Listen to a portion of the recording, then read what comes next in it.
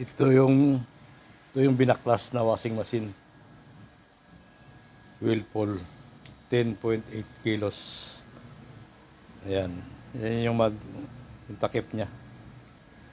Ayan yung drum. At ito yung katawan niya. Puro kalawang na yung loob. Kaya pipinturahan natin yan mamaya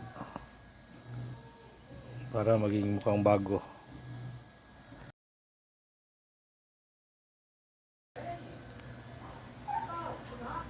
Bago natin pinturahan, wasigan muna natin para matanggal yung mga kalawang, para luminis, tanggal yung mga itabok niya rin.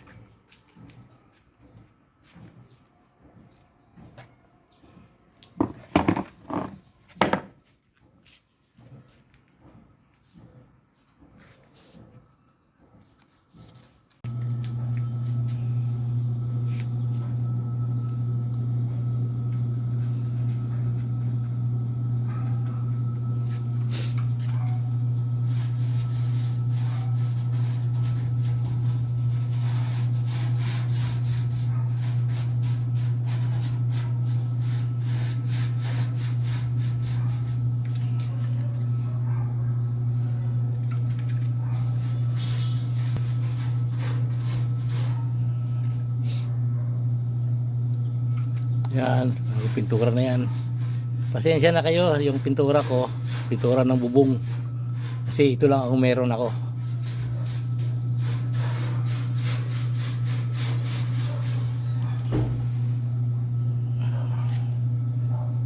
Pintura natin lahat yan para isang kulay.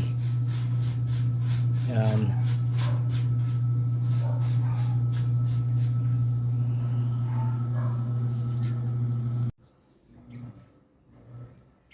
Babalik na natin tong pang ilalim niya.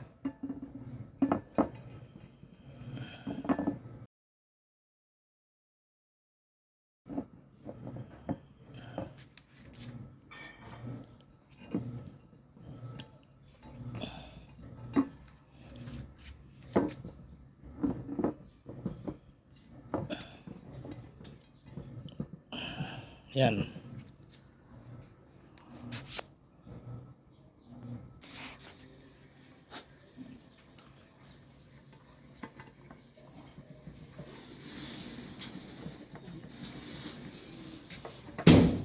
Hindi naman mawaya sa bahay. Hindi.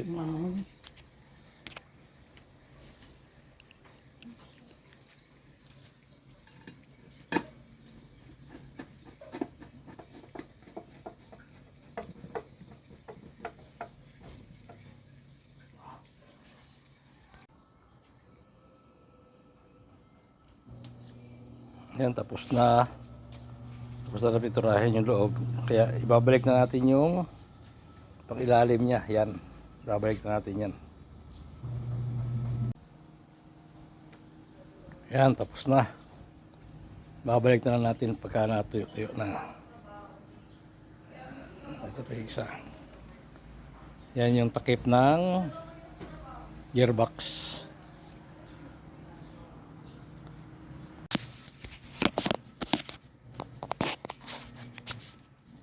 Yan, babalik na natin yung kuan. Babalik na natin yung protector ng gearbox. Yan po. Mahirap talaga yung mag-isa ka lang na gumagawa. Walang taga-video. Video ka na, mekaniko ka pa, technician ka pa.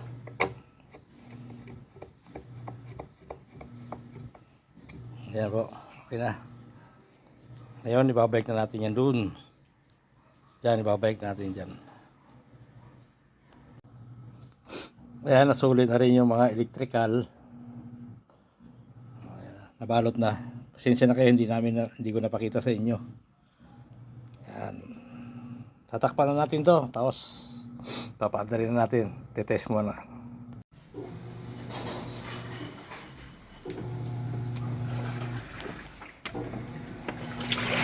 Ayan po, gumagana na siya. Ayan.